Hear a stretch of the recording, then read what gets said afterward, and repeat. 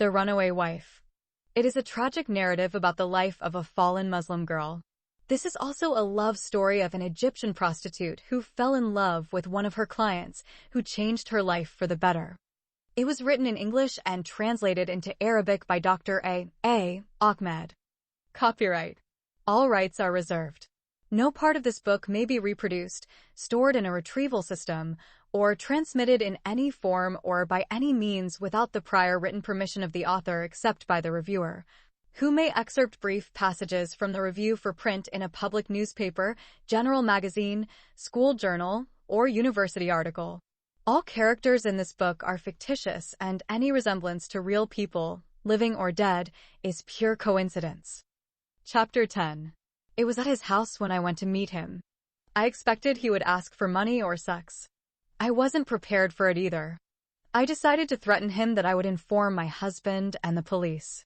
When I talked to him, I discovered that he was such a wicked person that nothing in this world could scare him. He even dared me to use his phone to call my husband and the police. I really hate him. I wished I had killed him with a knife at that time. But he forced me to accept his blackmailing demand.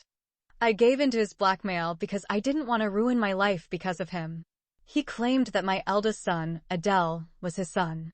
He said that he was the one who raped me and impregnated me. He admitted without shame or fear that he drugged me with something and raped me repeatedly in those days when he pretended to be a mighty witch doctor who could cure my barrenness. He said to me while he was raping my unconscious body in his room and on his bed, he used a woman to take photos and video. He even told me that the woman who pictured us was my neighbor who told me about him. He said he paid her a certain amount of money and convinced her to film the video and take photos. He added that he was the one who fucked her in the pussy with his penis inside his house, in his room, and on his bed, and impregnated her with his child after she had spent 3 years with her barren husband without giving birth to a successor. That evil rapist, Faki Mahmoud, left me with no choice but to surrender to his blackmail. He raped me that day violently and without mercy. First, he told me that if I agreed to sleep with him once, he would not blackmail me again. I had no choice but to comply with his outrageous demand. I felt the same humiliation that I felt when my husband divorced me 3 times, allowing the thrice-divorced wife's legalizer who was called Muhalil to rape me with his penis in my pussy to purify my vagina for my husband so that I could return to him. 2 months after I was raped through blackmailing, I discovered that Al-Faki Mahmoud had impregnated me with his child again. My husband, Al-Taib Salih, thought the second pregnancy would be his baby too. So, he treated me more lovingly. But despite his affection, I lived a miserable and terrible life during my second pregnancy. I spent most nights awake in my bed silently shedding tears. My husband knew nothing about all this torment and remorse. I continued this hellish life until I gave birth to my second child. Everyone thought it was my husband's child. My husband gave him the name Imad Al-Taib Salih. Shortly after I delivered my second son, I received a phone call from the evil magician Faki Mahmoud. He said he called to bless me and offer congratulations. Then he said that he wanted to see his second baby. I hung up the phone with him and decided not to let him come near my body again. He called me again on my cell phone. I told him if he called again I would inform my husband and the police. He said that he is not afraid of any man who has a penis to have sex with a woman, even if it is bigger than his dick. He also said if I didn't bring his newborn to see him, he would tell my husband that the 2 boys were his. Despite his second threat, I did not give in to his evil demand at first. I told him to go ahead and inform my husband and everyone else. A week later, my mother, Khadija, came to my house and showed me a letter that someone had sent her with her home address, but it bore her daughter's name, Ikram. She said she actually opened the letter and saw some of those dirty pictures. The photos did not reveal his identity because my mother did not see him when I claimed that he would treat me from being a barren wife. It was my female neighbor who introduced me to him and used to accompany me to visit him at that time. I refused to tell my angry mother, who was the person who forcefully fucked me in those dirty pictures. She did not believe that he had raped me by force, and she believed that I had committed adultery with him in order to have illegitimate children because I did not want my husband to marry my ex-friend, neighbor, classmate, and bitter enemy Nabila. My outraged mother scolded me and told me that I had brought a huge scandal to the family and to my innocent Muslim husband, Al-Taib Salih. I was unable to justify myself to her because the photos did not prove that the sex was not consensual. Besides the dirty photos, the evil witch doctor sent a small note addressed to me. Fortunately, my mother did not know how to read and write. He stated in his second note that if I did not come to his house within 24 hours, he would send the obscene photos and a shameful videotape to my honorable husband, Al-Taib Salih, by urgent mail. He claimed that he also had a video showing a pornographic film of me consensually fornicating with him. His letter left me with 3 options. Either I kill myself by burning my body, which he defiled by his repeated rape of me, or I kill him by stabbing him in the heart with a knife and then cutting off his impure throat and dirty penis, or I flee from my home in my city and become homeless on the streets or a prostitute in another city. I wished I had killed him with my kitchen knife or stabbed my heart with a poisoned dagger and died that day. Unfortunately, I have been a cowardly, adulterous, despicable woman and a petty person in reality. If I were a brave, honorable, and chaste wife, I would have killed him first and then myself second. Instead of doing that, I went to his house and allowed him to rape me again. He started dictating his blackmailing terms to me. Whenever he wanted me in his bed, I went to him and gave him my body to desecrate it with his repeated adultery. He has enslaved me sexually ever since, and I have become as if he owned me as his right-hand possession like a jariyah or a slave girl. I became like a woman who was forced to take drugs and alcohol and became addicted and could not get out of them. What a cowardly and helpless woman I was at that difficult time in my miserable life. I allowed him to abuse my defiled body with his adultery whenever he wished.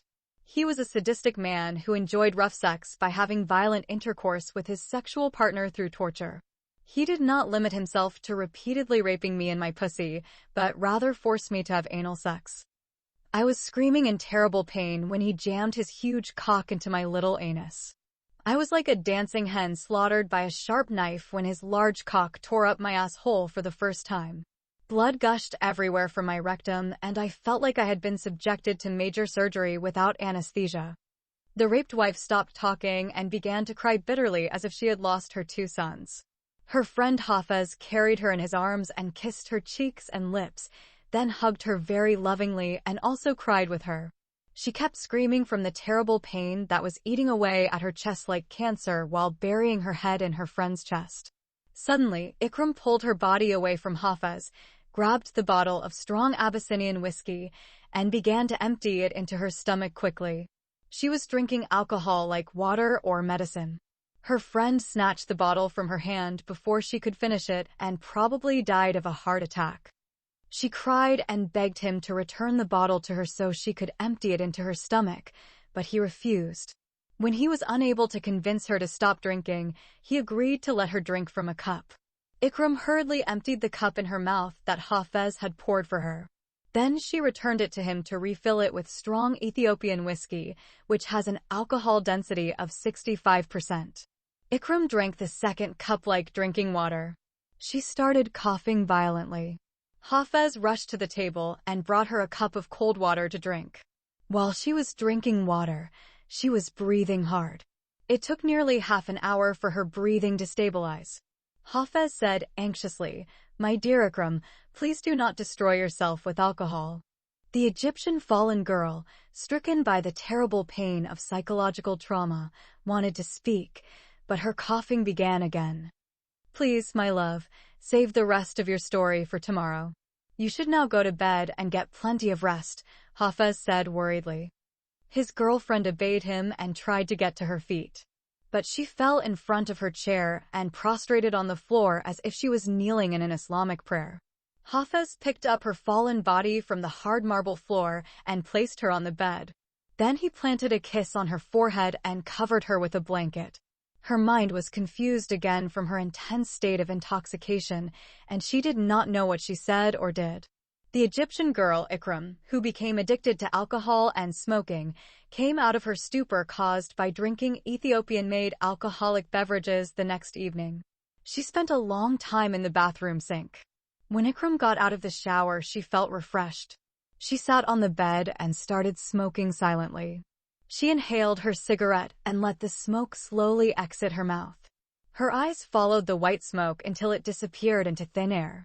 The large amount of alcohol she drank last night seemed to ease her emotional pain.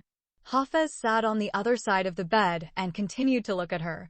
It was beautiful and very interesting to look at her long legs and exposed thighs and hips along with the bed forming a triangle shape. She was wearing a short dress that reached just below her large buttocks. Her legs, thighs, and hips were yellow and looked like pure gold. They hid her chest, which was covered by a small cork without sleeves. Her hands were folded and placed on her knees. Her head was resting on one of her arms. Every now and then, her left hand would slip under her tight shirt and touch one of her big breasts, round like two pomegranates. She looked very sexy and hot in her dress and sexual position at this time. Her large, beautiful eyes, decorated with crescent-shaped eyebrows, were constantly staring at her friend Hafez. Her lips kept smiling at him constantly as if she wanted to arouse him sexually to make love to her. Hafez continued to look at her beauty and charm and lusted after her sexually until his penis became erect. Although his desire to have sex exceeded his self-control, he kept waiting for her to surrender to him when she wanted him to have sex with her willingly and lovingly. He enjoyed seeing her so calm and relaxed. Today, she looked different from other days. She no longer appears as disturbed, confused, and sad as she did while telling the story of her tragic past. As he expected, she was the one who took the first step in making love. She crawled towards him with her knees on the bed, then got up and sat on his lap. Hafez carried her in his arms and hugged her affectionately. Then he kissed her lips. Their bodies were rubbing against each other with strong sexual desire and hot passion. They were great moments. Only their bodies and breaths expressed the love they have for each other. While she was in that high sexual climax until her pussy became wet and her lover's cock became erect and some semen flowed from it, she stopped her movements and rubbed her semi-naked body against her lover's body and began to speak. Yes, that was in his house when we were caught red-handed. Her head was resting on her lover's chest. He is lying on the bed and she is on top of him, and he makes her get into the cowgirl sex position, which this favorite sexual method of hers. Ikram slept with her friend Hafez until she reached a vaginal orgasm, and he ejaculated his white sperm in large quantities into her wet pussy. Her breath had not yet stabilized from the pleasure of the hot sexual love she had with her lover. She lay on top of him, completely naked, and pressed her chin to her boyfriend's chest as she spoke. She pronounced her sentence as if she understood that her lover had guessed what she wanted to say next. Little did I know that my husband began to doubt my behavior. I also do not know whether he noticed this himself or if someone saw me repeating my visits to Faki Mahmoud's house during his absence when he left for work and informed him that I was seeing another man. Suddenly, Ikram lifted her body from Hafez's body and sat on the bed. Her friend noticed the sudden change on her face. She became serious and angry again. The peace and quiet and joy of sex have disappeared, replaced by fear and turmoil. Her friend saw her trembling hands reaching for the bottle of whiskey and the pack of cigarettes. She downed her glass in one gulp and lit her cigarette. She then refilled her glass before resuming her story. Hafez sat in amazement next to her, waiting for her lips to reveal the reason for her sudden change. Ikram said with great fear and horror, "My husband stabbed Faki Mahmoud in the back several times with a large knife like a dagger." She uttered the above information as an eyewitness who was witnessing a murder and telling it to someone else at the same time. Hafez became a little confused by the sequence of events in her story. He had already guessed that something like this would come sooner or later, but not suddenly, grossly, and crudely.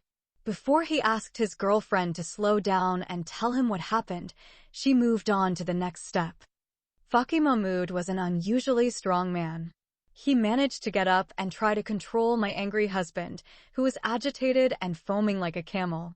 I screamed at the top of my lungs for help when I saw blood pouring from the back of the stabbed blackmailer, and my husband holding a large knife in his hand as if it were half a double-edged sword. Visitors and neighbors rushed into the room of the famous witch doctor. They detained my husband. Faki Mahmood's stabbed body dropped to the ground. He did not last long until he took his last breath and was killed instantly. The neighbors and visitors were in two minds and puzzled by the heinous crime. They didn't know why my husband killed the witch doctor. Faki Mahmood was known for his religiosity and uprightness, as if he was one of God's righteous living saints. He was a popular and very famous Faki and was loved by many people. They didn't know him as a scam man, a blackmailer, and a rapist. My husband stormed into his private room before we started having sex. We haven't taken off our clothes yet. Faki Mahmood was holding me in his arms and kissing my lips when my husband opened the door and ran towards us with a large knife in his right hand, drawn like a sword. He saw me as his unfaithful Muslim wife, who was caught red-handed committing adultery with another man. It was surprising to me and strange that instead of attacking and killing me, the adulterous and unfaithful wife to her legal spouse, my angry husband pursued the adulterer, Faki Mahmood. Then Ikram stopped for a moment and poured her alcoholic drink into her mouth. She refilled the cup again and drank it all. She lit another cigarette from the same one she had. Hafez knew that Ikram became confused again when he saw that the first cigarette was not half-smoked. Visitors and neighbors questioned me, and I said that I had come to be treated and healed by Faki Mahmood. Somebody called the police and reported the murder. Some men continued to detain my husband, who was still agitated and cawing like a camel. But before the police arrived at the scene of the heinous crime, I fled and disappeared forever from my murderous husband, from the murdered rapist, Satan Mahmood. Ikram stopped talking and looked at her friend. Hafez stared at her troubled face with eyes full of pity. He is still amazed at her explanation of the reason that made her as a wife run away from her husband and her town. His girlfriend told him about Faki Mahmood's murder in fewer details and in confusing sequences. He would need to ask her dozens of questions to understand the sad incident. However, he preferred to ignore the details and asked her to tell him what happened next. The escaped Egyptian wife, Ikram, said, I don't know what happened after that. I think the police found my explicit photos and pornographic video in Faki Mahmood's house. I do not think that my husband was charged with first-degree murder because Sharia law does not condemn a husband who, for his honor, killed another man who committed adultery with his unfaithful wife. He may have been tried and received a light prison sentence. Also, the police may not have arrested him on that fateful day. Only God knows what happened after I escaped in terror. My 2 children were considered illegitimate children, and then they were sent to an orphanage as if they had become outcast children whom no one would care to keep from the family members of their traitorous, adulterous mother who fled from them and left them like stray dogs in the streets. It is certain that my husband, his family, my parents, and my brother Samir have disowned and abandoned them forever. They did nothing wrong, but the harsh Islamic society punished them for the sins of their parents. The runaway wife, Ikram Salah, uttered the last sentence while crying bitterly. Her loyal and guardian friend, Hafez Amin, embraced her and began to cry bitterly with her. Chapter 11. The beloved Ikram and her lover Hafez searched everywhere and asked many people to direct them to the orphanage located near the central prison, but no one heard or knew about it. Some people responded with surprise when they heard the word orphanage. The only place left for Ikram and Hafez is to go to prison. Because of Ikram's fear of the police, the 2 lovers dropped the idea and returned to the hotel. The runaway wife became heartbroken that day. She lost hope of finding her 2 outcast sons, Adel and Imad. As usual, Ikram sat by the window and continued drinking alcohol and smoking cigarettes. Hafez sat near her and tried to calm her down. He assured her that they would not give up until they found her 2 children. After he learned the reason for her escape, Hafez began to see Ikram as a victim. He concluded that his girlfriend did nothing wrong to deserve this humiliation and punishment by the authority of the law and Islamic society. Even her secret relationship with her Christian lover, Gabriel, was not a reason for her condemnation. The unfair way her Muslim husband Al-Taib Salih treated her and married the other 2 women as her co-rival wives led her to search for someone who would give her true love. After a long silence, Hafez said, My dear Ikram, tell me the rest of your tragic story. His girlfriend looked at him surprised and said to him, "I told you everything. I want to help you, my dear Ikram. I want to know what happened to you after you ran away." "It is too late, my dear Hafez. You can't change the past. Even God cannot change our past. Since I left the house of the murdered witch doctor and fled, I have never seen the light of day again. All my days turned into dark nights." Ikram's eyes began to shed hot tears. Hafez wiped the tears from her eyes before hugging her. "I know we can't change the past, but at least we can change the present. Ikram, I love you so much. And I don't want to see you drink yourself to death. I want to help you overcome your addiction. You are still clinging to the past. You are punishing yourself for a crime you did not commit. You can't change that either. If it wasn't for drinking alcohol, I would have killed myself a long time ago." "No, Ikram. You're killing yourself anyway. Alcoholism is a slow and painful killing. Please, Hafez, let me drink the way I drink. I can't get over this habit now." "Yes, you can if you reveal your past to me and I help you get rid of it. A victim girl like you is not a criminal, but the men who used and abused you are the real culprits." The runaway wife stared at her boyfriend for a while. It seemed that she did not understand the true meaning of his words. The look in his eyes confirmed to her that he loved her deeply. Ikram found herself facing his love for the first time. She is afraid to compare the love of her Muslim friend Hafez with her love for the Coptic Christian Gabriel. She became even more frightened when she asked herself who she loved more between the two. Unconsciously, she mixed Hafez's love with the dark side of her life of prostitution and addiction. Although she loved him as a dear friend, she did not surrender to his love completely.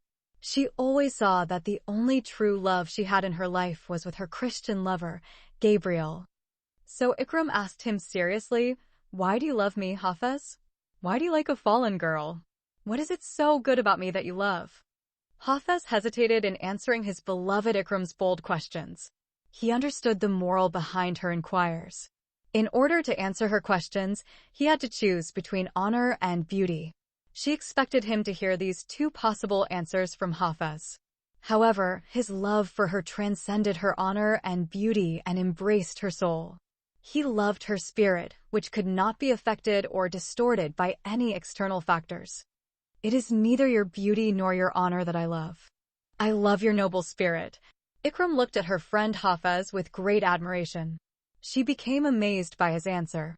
She understood that he loved her no matter how she was in the past and how she became in the present.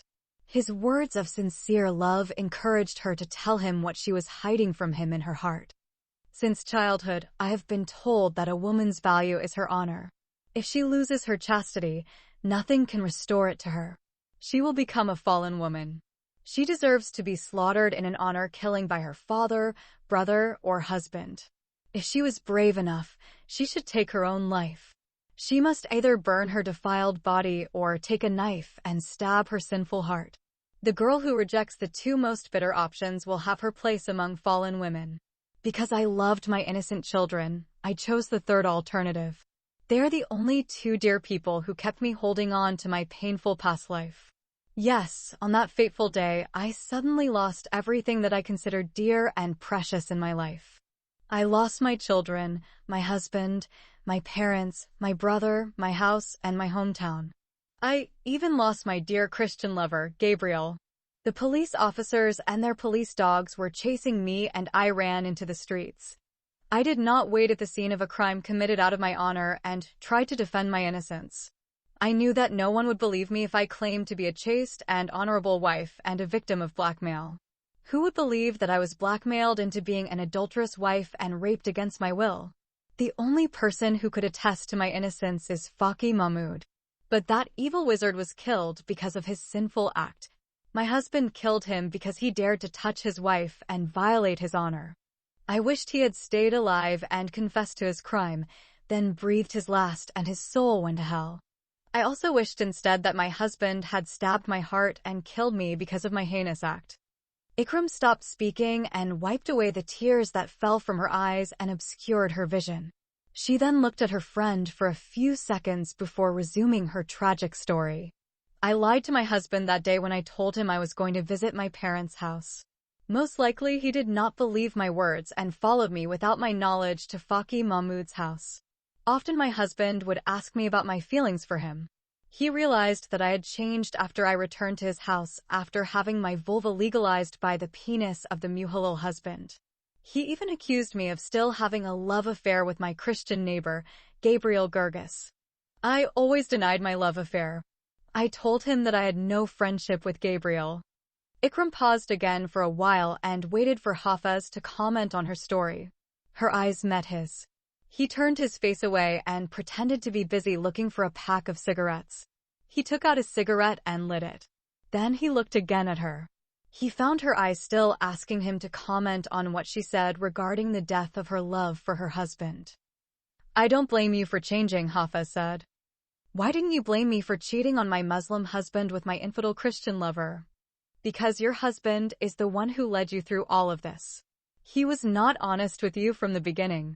He is supposed to reveal to you his infertility and his lack of ability to conceive children. He wasn't supposed to lie to you about why he married Nabila. Because you wanted to prevent him from marrying her, you went to the witch doctor to solve your problem. But at least I was guilty and an unfaithful wife in surrendering to Faki Mahmoud's sexual blackmail. I still wouldn't blame you for that. Look around you to see how many Muslim girls have been forced into marital relations with men they did not want to marry. They resisted at first, but in the end, they surrendered to pressure from their families. But these girls were legally married to these men. Our Muslim girls have been trained since childhood to obey male power. They could not resist any demands imposed on them by their fathers, brothers, and husbands. Whether these demands are right or wrong, just or unjust, this does not justify their disobedience.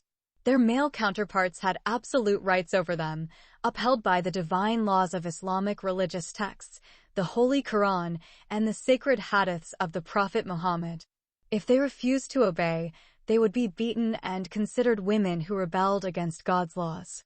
For this reason, a Muslim girl may resist at first, but in the end, she surrenders, willingly or unwillingly, to the provisions of Islamic Sharia law, which favors men over women and places the woman as helpless prey under the arbitrary authority of her father and the tyranny of her husband. In your case, you objected to your husband's marriage to Nabila, and you objected to having sex with the Muhalal man who raped you in your family's house under the pretext of legalizing your private parts for your husband. And you resisted the blackmail of Faki Mahmoud, who forced you to commit adultery with him. However, in each case, masculine power prevailed and triumphed over feminine power, and you had no choice but to obey and submit to lustful and selfish men. You are absolutely right in your analysis of my problem, my dear friend Hafez. My fight against male supremacy did not end there. I continued to fight for my rights and honor until I was forced to engage in prostitution and fall helplessly into the hands of men and addiction. Everywhere I went, I tried to prove my chastity. Since I've been homeless, no one has thought I'm a good girl. Everywhere I went, I found that people had one definition of what a good woman was. No woman can be considered righteous if she does not have a husband or a Mura man like her father or brother to protect her. No matter how well I behaved, I was unable to change this definition of the Muslim woman, whom Islam described as an awara or naked who is deficient in religion and reason, and who comes in the form of Satan and retreats in the form of the devil. And if she leaves her home, the devil Iblis will take charge of her and uses her to cause a man to commit adultery with her or rape her. Everywhere I went, each man saw me as a walking and talking, open pussy, attracting him towards it like a magnet to his phallus. Chapter 12. The lover Hafez looked at the face of his beloved Ikram and said in a sad voice, "Where did you go after you escaped from the house of the blackmailer Faki Mahmoud, who was slaughtered by your husband with his knife in front of your eyes?" "I went to my friend Raja's house. She was my classmate at girls' high school. Raja was an exceptionally nice girl. She lived far from my house. I told her about the murder and explained how I was forced to commit adultery with the blackmailer. I told her that I was raped by him, became pregnant twice, and gave birth to 2 illegitimate sons. I gave birth to them without telling anyone about their biological father who impregnated me through deception, blackmail, and rape. She felt sorry for me but also expressed her shock at the murder of the rapist blackmailer. She said that any man in my husband's place would kill such an evil man. Then she informed her mother. Her mother did not comment on my problem, but her eyes revealed her disbelief in the cause of the crime. It seems that she thought that I was an adulterous wife who was cheating on my husband with the slaughtered Faki Mahmood. I waited at my friend Raja's house until her father came. When he learned about the murder and my involvement in it, he advised me to go back to my parents and tell them the truth about my husband killing a man he caught me in indecent illegal seclusion in the room of his house. I told her father while crying bitterly. They will not believe me that I am innocent and a victim of blackmail. So how do you expect us, who will not know about you as your family knows you, to believe your innocence? I responded to his words by crying, but, Uncle, I was forced to surrender to the blackmailer. His wife said, your parents know you better than us. If they don't believe you are an innocent wife, no one in the world will believe your story. A chaste, honorable, free Arab girl would rather kill herself than allow another man to rape her. I understood from their words that neither the mother nor the father of my friend Raja believed in my innocence. Only my girlfriend felt sorry for me. She sat next to me and hugged me. She cried bitterly with me as if she were in my miserable situation. Her parents allowed her to keep me at their house for a day. Her father told me that I had to leave his house the next day. The following day, my friend Raja gave me some money and her mother kicked me out of her house. My affectionate classmate cried bitterly as I was leaving her house. After I was kicked out of that house, I went to another friend's house named Asya, who was also my classmate. She was not as close a friend of mine as Raja. However, Asia expressed her willingness to assist me. Unfortunately, her parents did not agree to keep me for a day when the reason for the murder was known. My friend Asia secretly gave me some money and the address of one of her relatives who lived with his wife and their children in Cairo City. She advised me to travel to the capital city of Egypt to meet her relative and ask him for help. At first, I wasn't ready to leave my city. I was afraid to travel alone and risk living in a large cosmopolitan city like Cairo. I heard many sad stories about girls who became pregnant through adultery, rape, incest, or marital infidelity, and they feared honor killing, so they fled their cities and went to other cities. Most of their lives ended in vice, prostitution, addiction, prison, and suicide. After that, I went to the house of some of my relatives. They heard about my sex scandal and the killing of the witch Dr. Faki Mahmood by my angry husband. Therefore, they weren't surprised to see me. They told me that the police authority was looking for me. I was afraid that someone would report me to the police, that I would be trapped in their house, and that the police would arrest me inside their home, so I left immediately. I didn't tell them where I was going. I realized that there was no safe place for me in my city. Finally, I decided to flee for fear of the police and the consequences of the adultery and honor-killing scandal. It was late in the evening when I left my relative's house. I returned to my first friend Raja's house and begged her parents to let me spend another night at their residence. I told them that I had decided to travel out of town the next day. They accepted my request reluctantly. Early in the morning, I left their house and went to the railway station. I had enough money to pay for my ticket, which my classmate Asia gave me and advised me to travel to Egypt to meet her uncle and seek his help. I was told at the train station that the trip to Cairo would take 2 days. I only had a little money left after buying my ticket to the unknown world. The money I had left was not enough to buy more than 2 meals. I preferred to save the remaining money instead of using it to buy food. So, I only had 1 light meal of fava beans and falafel during the long flight. I spent most of the time weeping and thinking about my difficult problem and my unknown fate. Suddenly, everything in my life became uncertain. Overnight, I became an unfaithful wife, an adulteress, a runaway, vagabond, and a homeless woman on the streets. I arrived in Cairo at 12:30 in the middle of the night, and most of the streets were deserted as most people were asleep in their homes. I was afraid to rent a taxi and go all alone with its driver at night. I spoke with an elderly woman who traveled with me and arrived in Cairo on the same train. She agreed to join me in the same taxi. She was an exceptionally kind and good woman. She refused to let me pay my taxi fare with her. She first took me to my final destination before she went to her place. As soon as I entered my friend Asia's uncle's house, I realized that it was not the right place for me to live even for a day. The lady of the house was not happy to see me. She lived with her husband, 2 daughters, and her son. Her daughters were much younger than me, but her son was my age. Her husband was drunk when I came to their house. He tried to hug me and kiss me in front of his family. His wife pulled him away from me and scolded him. So, I became too afraid to spend one night with that drunk man who was the uncle of my classmate Asia. Then his wife took me aside and began to inquire about the purpose of my visit to their house. I did not trust her to reveal the truth about my problem with my husband and the police. I told her that I had a problem with my family and I ran away from home because I was in a love affair with my neighbor. I promised her that I would leave her house as soon as the morning came. This poor family had only one room. It was very cold outside, so we all had to sleep in that room. Because of my fear of the drunken husband and their elderly son, I could not sleep that night. The son kept harassing and sexually approaching me all night. Several times I felt his hands touching my body and trying to reach my buttocks and breasts. Somehow, I managed to protect my body from him as much as I could. I was relieved when morning came. I had the opportunity to sleep for a while when everyone else woke up. When the mother woke me up, I found that her 2 daughters had gone to school. Her son went to work too. Her drunk husband did not go to work that day.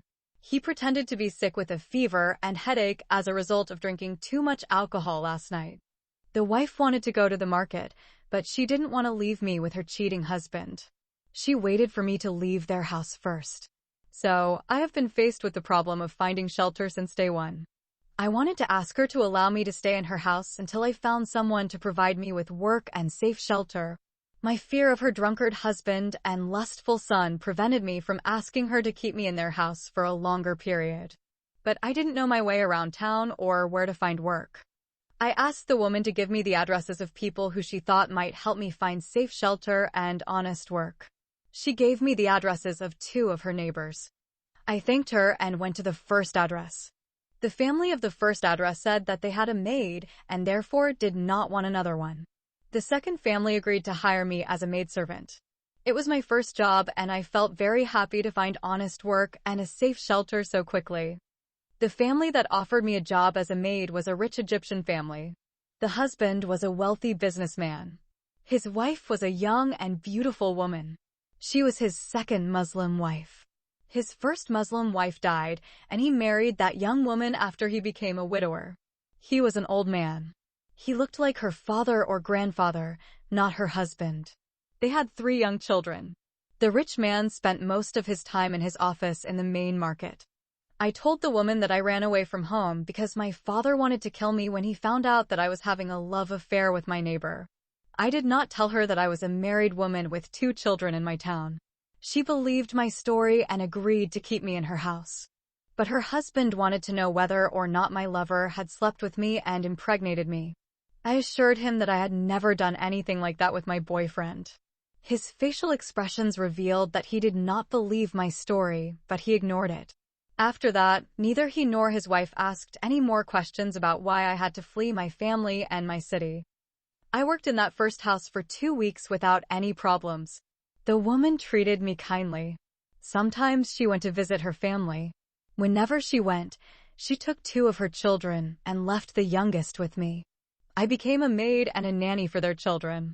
One day, while the wife was out of the house with her 3 children, her husband returned. That day his wife went to a wedding and left me alone. Her husband knew I was alone in his house. He has never come so early before. At that time, I was in the kitchen when he came. I knew he had come because I heard his car driving into the garage. He came into the kitchen and tried to approach me inappropriately. When I felt his hand touch my ass and start moving lustfully between my large buttocks, I quickly pulled away from him. "Please stay away from me, sir, and do not touch my body again," I told him angrily. "I'm not a bad girl." "I didn't say you were a bad girl. I want to ask for your hand in a halal marriage. You are already a married man with 3 children. What's wrong with that? I'm an extraordinarily rich man. I can marry you too.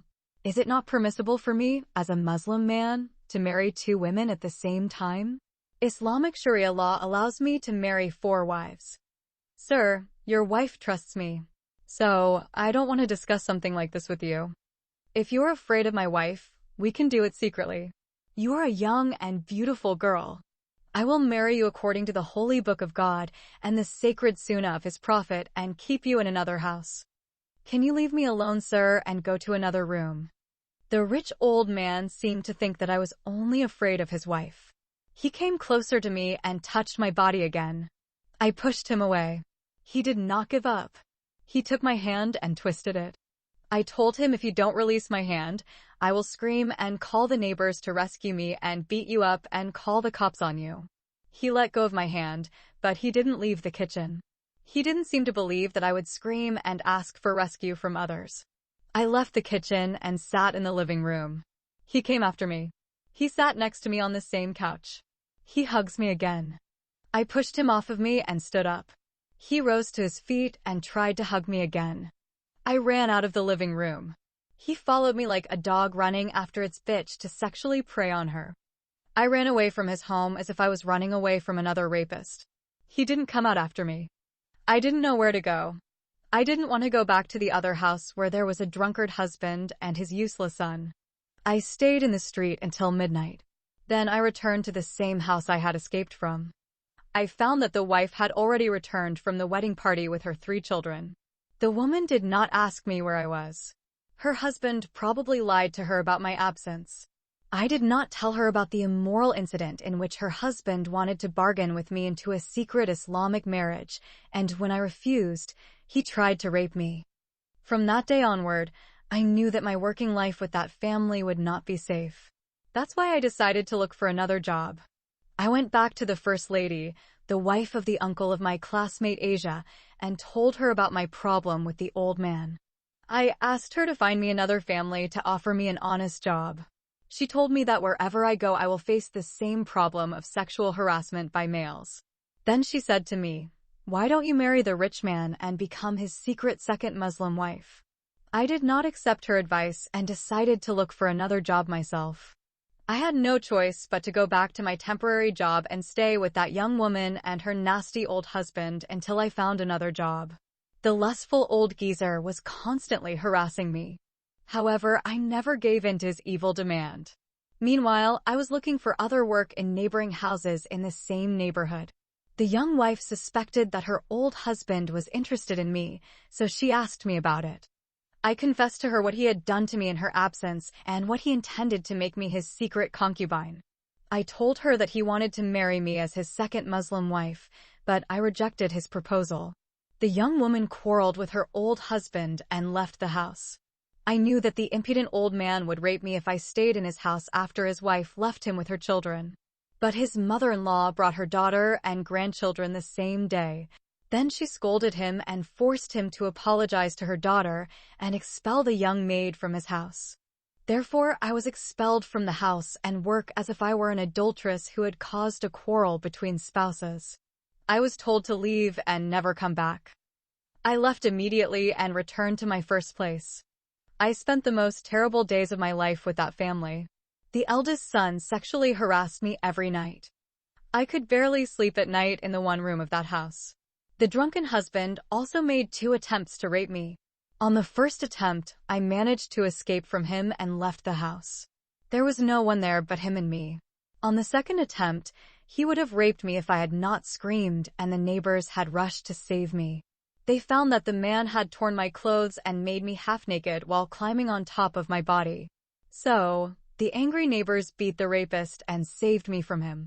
They also called the police and he was arrested. He was handcuffed, held in custody, and charged with assault and rape of a girl. When his wife returned home and learned of her husband's arrest and the reason for his imprisonment, she asked me to leave her house and not return again. That day, I lost the only shelter I had. Accordingly, I became a homeless girl in a large international city like Cairo.